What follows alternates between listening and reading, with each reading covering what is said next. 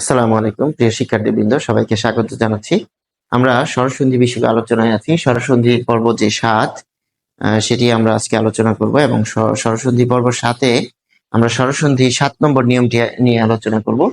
নিয়ম 7 বলছে যে স্বরে অ স্বরে আ এরপর যদি ঋত থাকে তাহলে সেটি এমন একটি শব্দ গঠন করবে যে শব্দের উচ্চারণে আর আসবে এবং এই যে আর সেটি আসলে সংকেত হিসেবে কিন্তু কাজ করবে। অর্থাৎ কোনো শব্দের উচ্চারণে যদি আমরা আর পেয়ে থাকি তাহলে সেই আর এর জায়গায় আমরা এখানে ঋত বসিয়ে দিব এবং বসিয়ে দিলেই কিন্তু আমরা সেটি পেয়ে যাব। আমরা এখানে উদাহরণের মাধ্যমে সেটি দেখব যে শীত যোগ ঋত, শীতার্ত। শীতার্ত, শীত শব্দটির বিশ্লেষণ করলে পাচ্ছি তালব্য দীর্ঘই যোগ ত হসন্ত যোগ স্বরে অ, অর্থাৎ ত কে এখানে আমরা ভেঙে ফেলেছি। ত কে ভেঙে ফেললে ত হসন্ত যোগ স্বরে অ পাচ্ছি এবং এখানে ঋত শব্দের শুরুতে পাচ্ছি রি এবং ত, তাহলে এখানে স্বরে অ এবং এই রি মিলে এখানে কি হবে, আর হবে।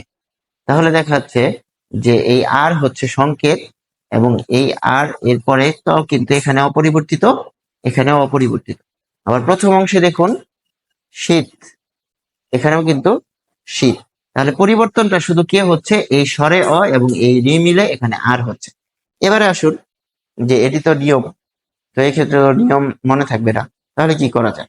সেক্ষেত্রে আমাদের খেয়াল করতে হবে যে শব্দের মধ্যে আসলে কি রয়েছে। এখানে যদি আমরা খেয়াল করি এই শব্দের মধ্যে শীতার্থ শব্দটিতে কি রয়েছে, শীতার্থ শব্দের বিশ্লেষণ হচ্ছে তালব্য স যোগ ত হসন্ত যোগ আ, ত আকারে তা, ত আকার তা, একে যদি আমি ভেঙে ফেলি তাহলে পাচ্ছি ত হসন্ত যোগ স্বরে আ এবং শীতার্থ, তার্ত, তার্ত। আমরা যদি আস্তে আস্তে উচ্চারণ করি তাহলে পাচ্ছি তার্ত, তার্ত, অর্থাৎ ত এর আগে র এসেছে। এই যে র, তার তো, শীতার্ত, তার্ত, অর্থাৎ শীত যখন আলাদা করে ফেললাম, শীত যে হসন্ত দেওয়ার কারণে আমি থেমে যাচ্ছি, শীত আর ত, শীত তার ত।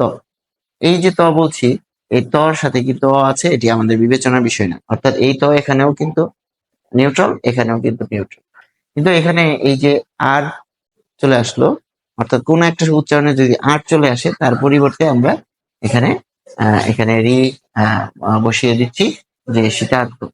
তাহলে দেখা যাচ্ছে যে স্বরে অ স্বরে আ এর যোগ রি মিলে কি হচ্ছে, এখানে আমাদের যে যে নিয়মটি সেটি আর উচ্চারণটি আসছে এবং সেটি একটি শব্দের মধ্যে নিহিত থাকবে বা লুকায়িত থাকবে।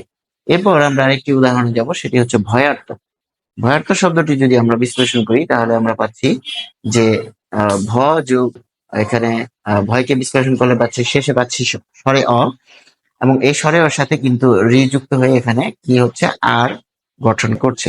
অর্থাৎ ভয়ার্থ শব্দটি যদি বিশ্লেষণ করি, ভয় আর তো, আর তো, ভয় আর তো, এখানে ভ যুগন্তস্থ অ যোগ আ যোগ রহস্যন্ত আর, ভয় আর ত।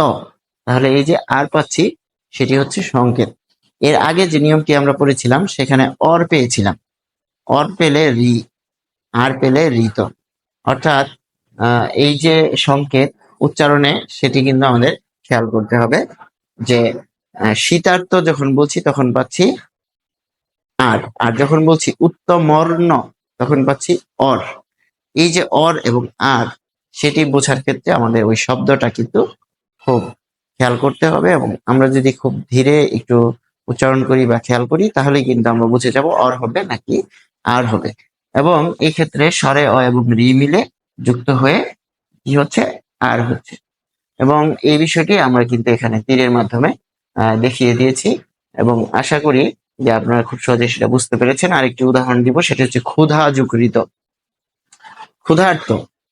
তাহলে ক্ষুধ, এটিকে ভেঙেছি খু যোগ ধ হসন্ত যোগ স্বরে আ, এখানে বিশ্লেষণ করলে পাচ্ছি স্বরে আ এবং এই স্বরে আর সাথে রি যুক্ত হয়েছে এবং এই রি যুক্ত হয়ে কি হচ্ছে, আর হয়ে গেল এবং এটি ক্ষেত্রে এই ক্ষেত্রে এটি হচ্ছে সংকেত ক্ষুধার্ত, ক্ষুধার্ত, ক্ষুধার্ত, অর্থাৎ আর পাচ্ছি। এই যে আর পাচ্ছি, এই আর এর পরিবর্তে এখানে কিন্তু আমরা পাচ্ছি রি।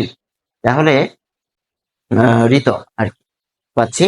এখানে বিশ্লেষণ করলে রি প্লাস ত, আর এখানে হচ্ছে স্বরে আ। আগের উদাহরণটি পেয়েছিলাম স্বরে অ দিয়ে, এখানে পেয়েছি স্বরে আ দিয়ে। তাহলে কি দাঁড়াচ্ছে যে স্বরে অ বা স্বরে আ এর সাথে যদি ঋত যুক্ত হয় সেটি মিলে আর আসলে পাবো আমরা, এবং সেটি কোনো একটি শব্দের উচ্চারণে লুকায়িত থাকবে।